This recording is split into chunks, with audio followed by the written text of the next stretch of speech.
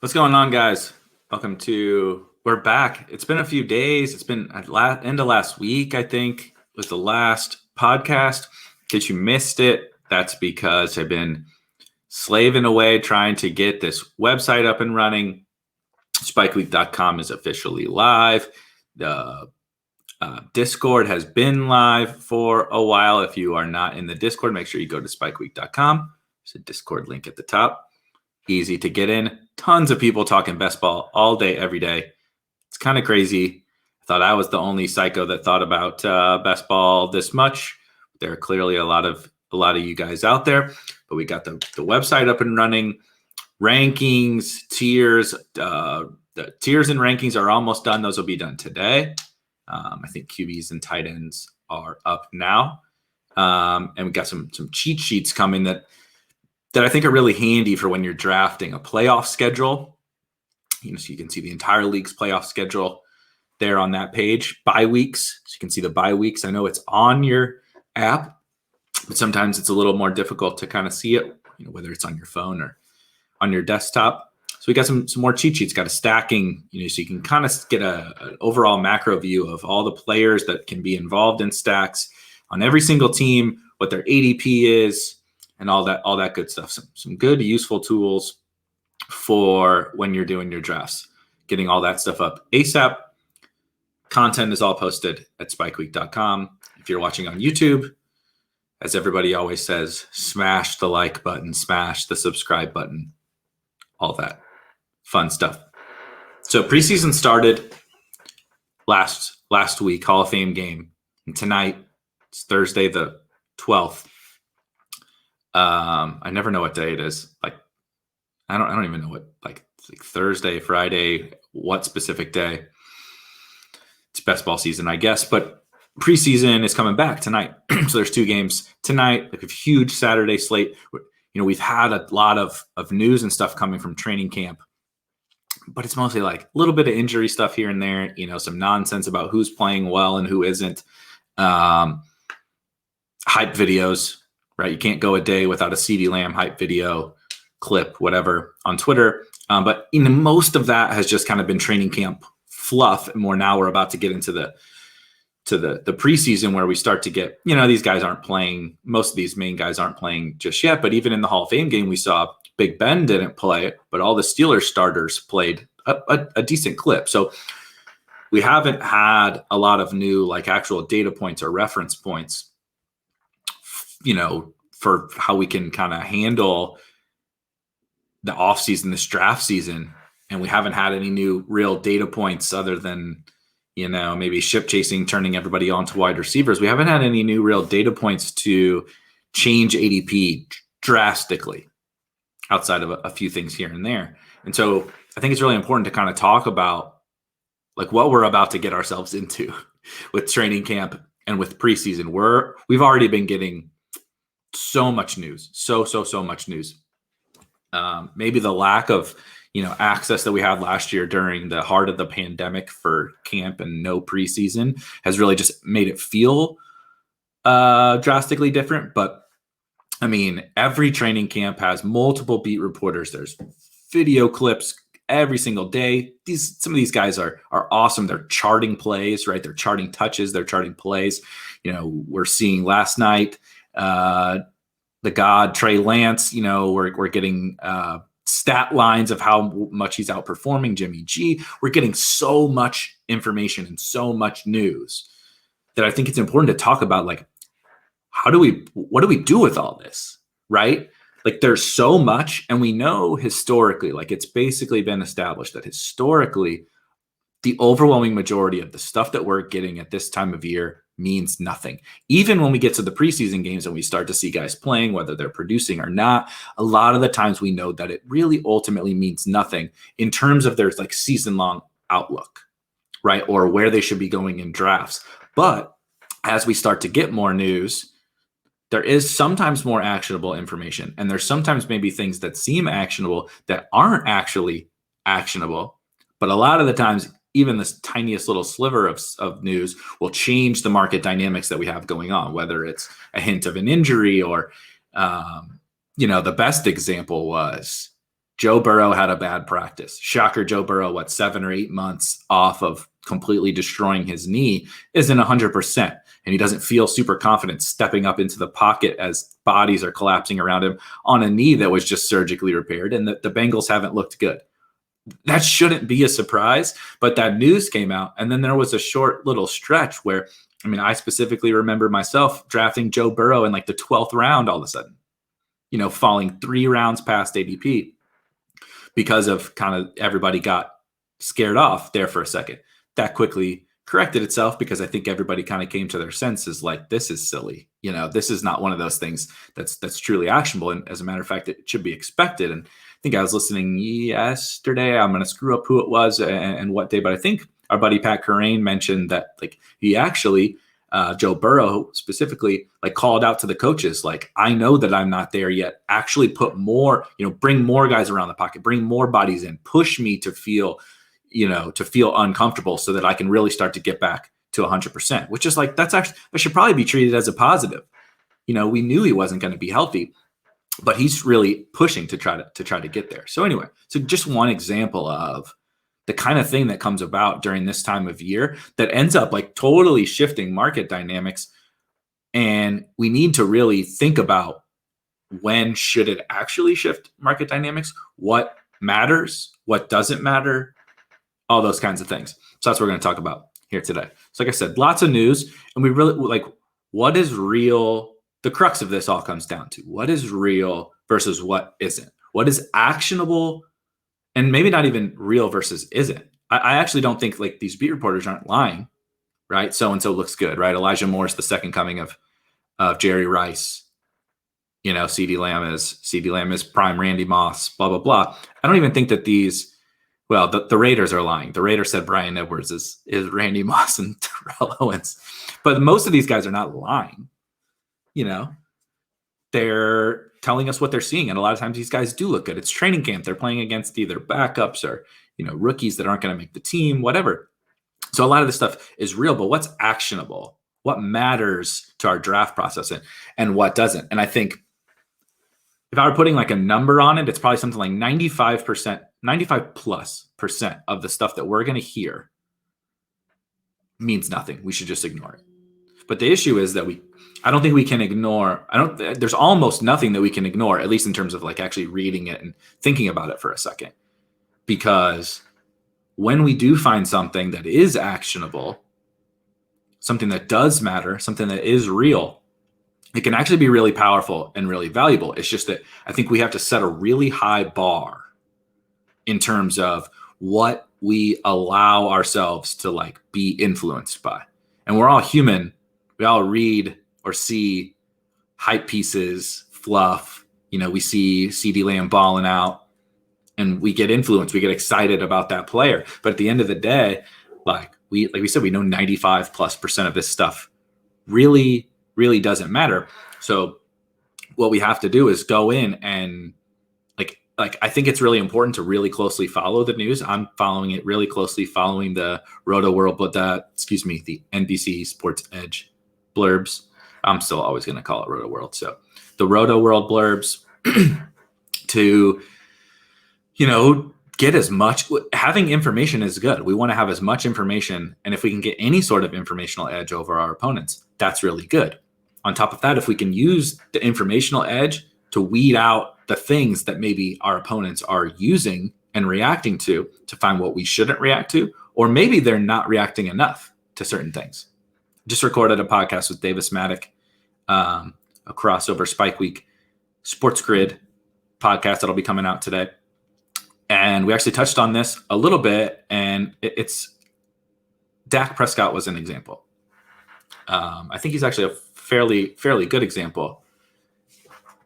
And it's because what is real and what isn't is a big part of the story here. But it's also, the market dynamics and the draft dynamics that play a huge piece into it.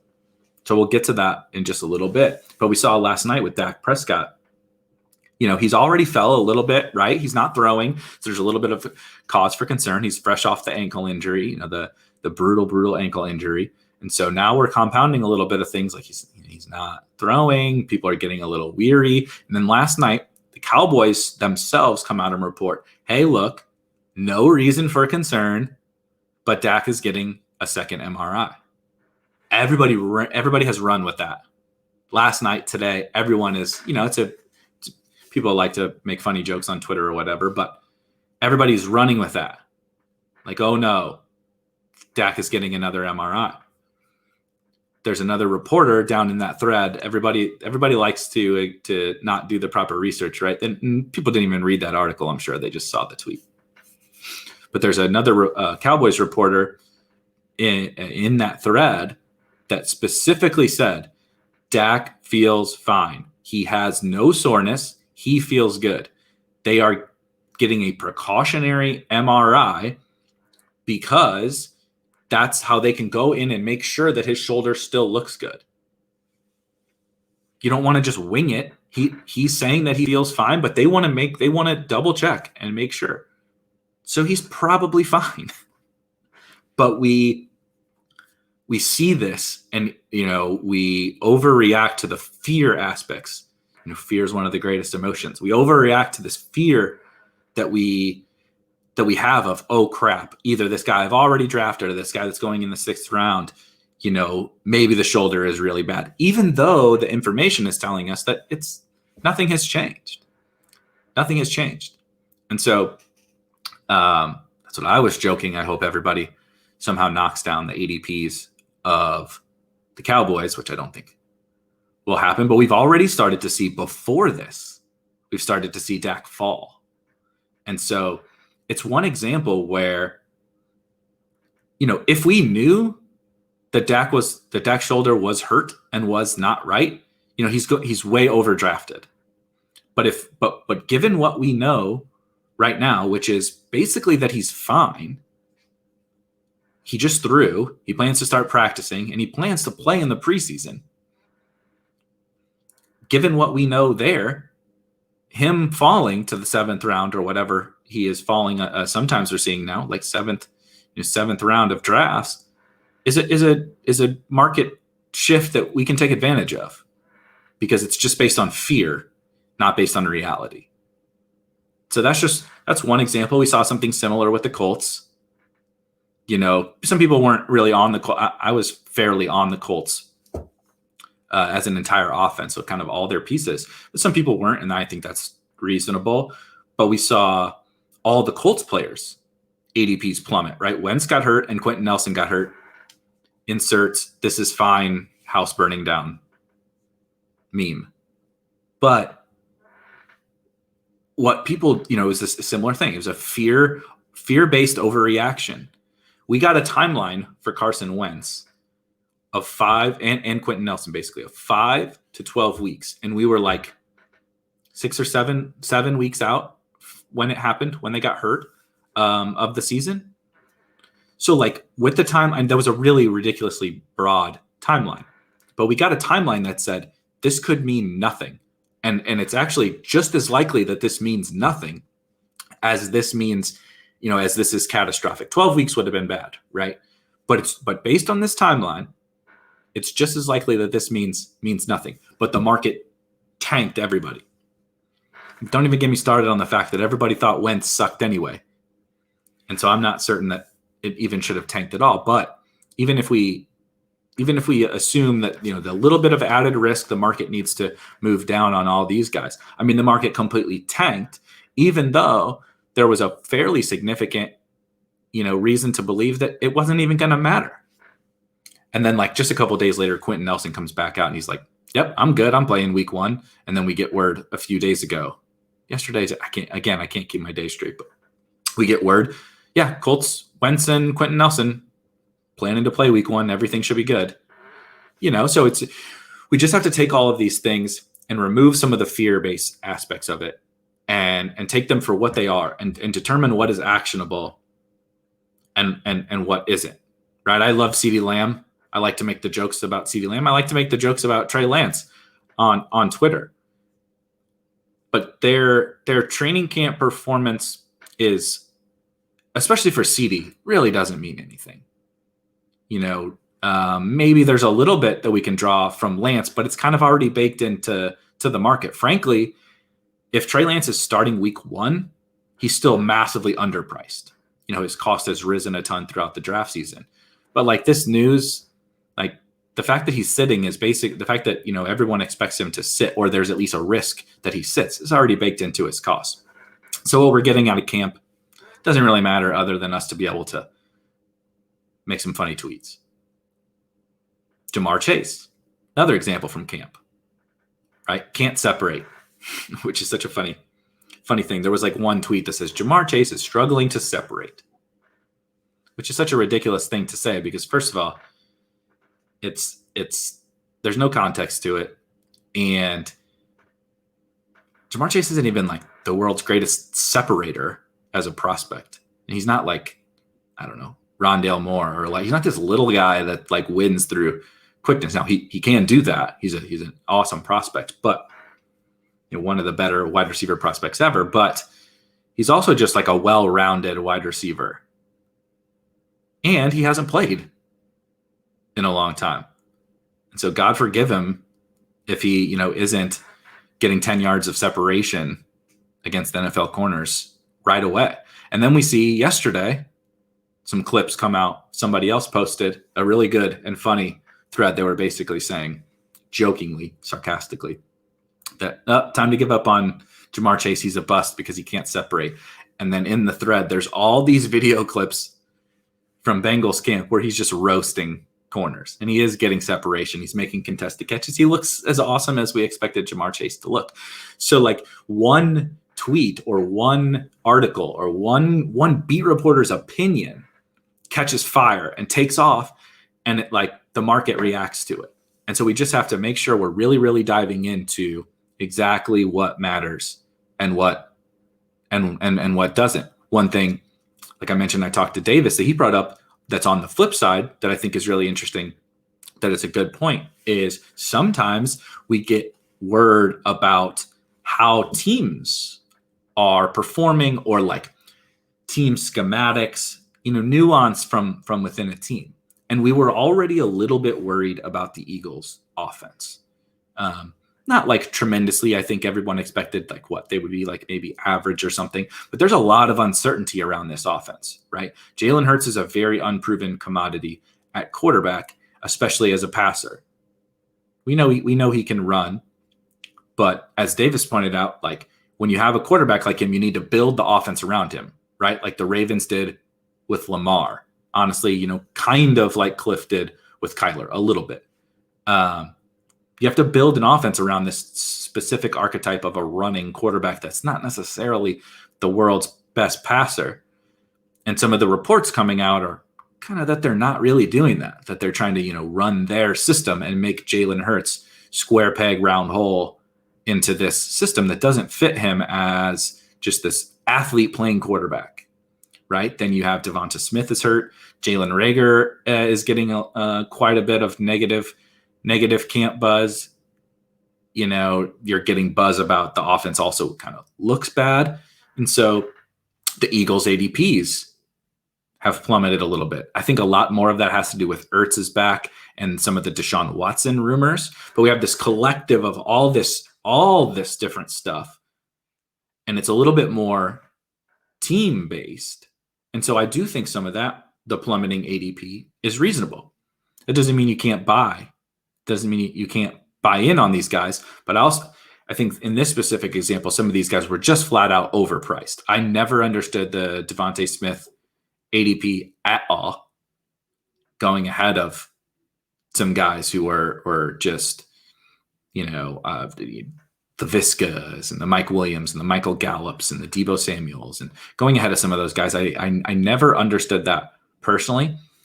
And Dallas Goedert, the fact that Ertz might not be there was kind of priced into his ADP, and that wasn't certain. And so now he's getting adjusted for Ertz being there.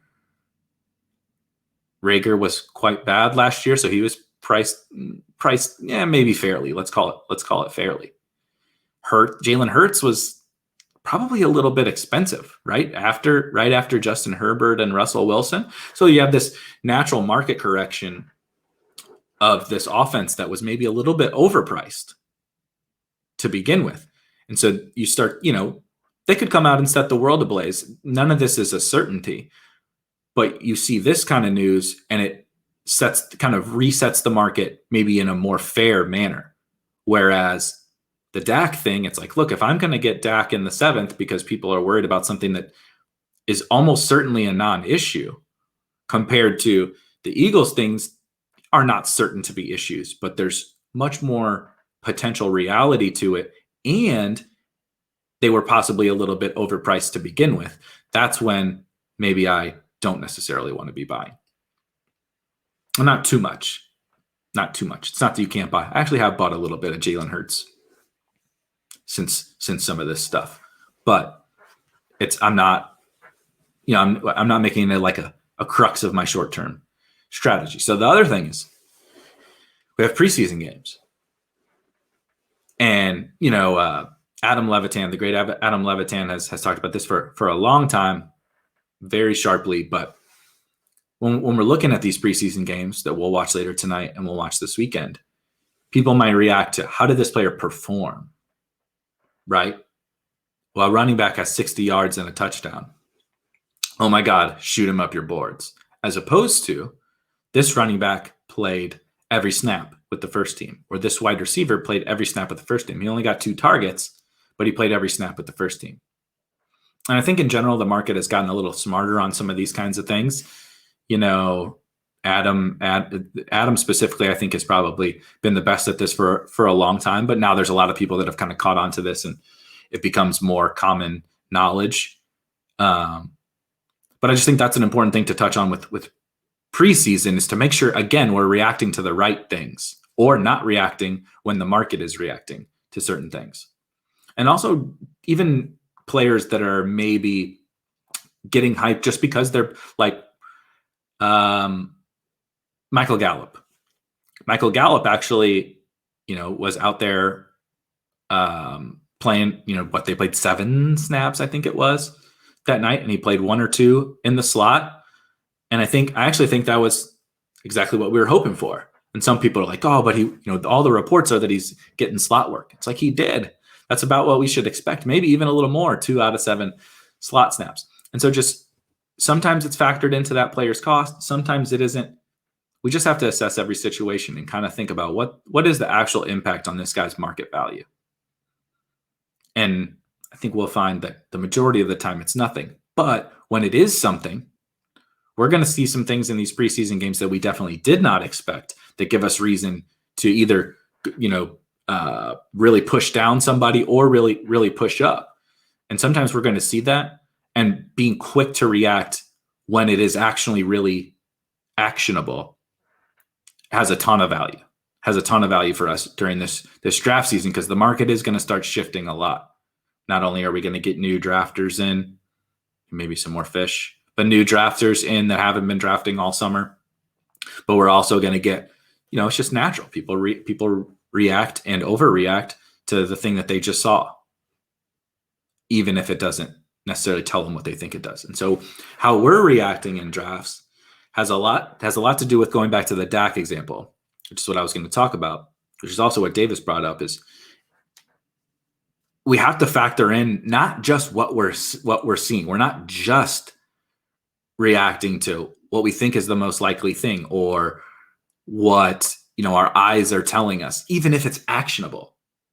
Right. So the Dak Prescott example, I think it's basically nothing, but someone might argue that it is something. But that doesn't mean, even if you think that the Dak thing is cause for concern, that doesn't mean you shouldn't be taking him at a value, because when we're drafting, there's a risk to every certain level of player, and there's a payoff to every player, and there's a payoff to every single player. Every player can miss, and every player can be a hit. And you have to balance those two things. And so especially with this the latest news and stuff that we're getting, there's a balance between how much more can I get paid off with the cheapest Dak Prescott teams that will happen all year. If Dak is fine, right? And whether or not exactly how you think about what that is, but if Dak is fine and I'm getting 7th, God forbid, 8th round Dak Prescott, the QB that was going in the 5th round for all of draft season, solely because people were a little bit worried right now. I would argue that that's something we need to be buying. Because look, if he actually is hurt, yes, that sucks, and that team is hurting. That team is dead. But the payoff is that now you start to build the best Dak Prescott teams all year from all of draft season. And we know the upside that Dak himself specifically presents, that this offense presents. And so we have to react, according to each situation. Like, okay, I have an opinion on what is happening here. Other smart people have an opinion on how we should react to this news. But what's the payoff? What am I getting if I buy the dip on this player? Or what am I getting if I start to buy higher, right? Somebody that we didn't expect is running with the ones. Trey Sermon. Trey Sermon is the starting running back in the preseason, getting all the first carries. How high do I go with him? Do I start to take him? Because there's a cost to starting to take Trey Sermon when it's also still not a certainty, right? In the preseason. So our eyes will tell us, oh my gosh, Trey Sermon is getting every first team carry. He shouldn't be a 7th round pick. Now I got to start smashing him a lot earlier. But that also doesn't mean in the regular season he's going to get every single carry. There's probabilities to all of this, and there's a payoff to Trey Sermon, especially when compared to people who have been getting him at a lower cost all year. And so, in that case, we might not want to go too far with it because it's still not certain. It's just the preseason. Just because they use Trey Sermon then doesn't mean, when the regular season comes around, they won't go right back to the, kind of committees and stuff Shanahan has always used. Maybe they're saving the veterans. There's a ton of reasons for why things can happen in the preseason that don't necessarily translate. Or there's a ton of things why guys can look good in camp or why guys can get first team reps in camp. And it doesn't mean anything for the preseason. So it's always this balancing act of, what's the probability that these things matter? How actionable are they? I like to listen to other smart people and informed people around teams, and then always come back to like that payoff thing. How much am I getting paid off if I buy into this thing being real, or if I fade this thing that maybe some other people think is real? And so that's how we have to react in drafts, in my opinion, to these things. And it's a lot. You're never going to be perfect. I certainly am not.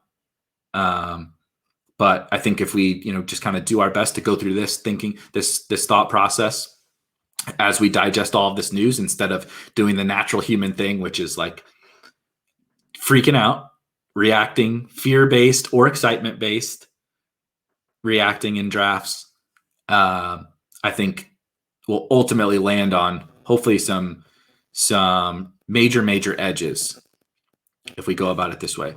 So, like I said, website is up and running, rankings, tiers, all these cheat sheets, draft guides, everything coming really shortly. Make sure to hop in the Discord. Also, if you're listening to this today, Thursday, what did I say? The 12th, Thursday, the 12th, tonight, 6:30 p.m. Eastern, we're back on the draft game. We're live streaming drafts again every Thursday tonight. Special guest, Ben Gretsch at Yards Per Gretsch from Stealing Signals newsletter, Stealing Bananas podcast, of ship chasing fame, of AJ Brown fame. Ben will be joining me tonight to do a draft. Until then, I will catch you guys later tonight. And I will also be back tomorrow and moving forward, daily videos, daily shows, daily podcasts. It's best ball season. It's draft season. We're a month until the season starts. Thank God we're almost there. Talk to you guys.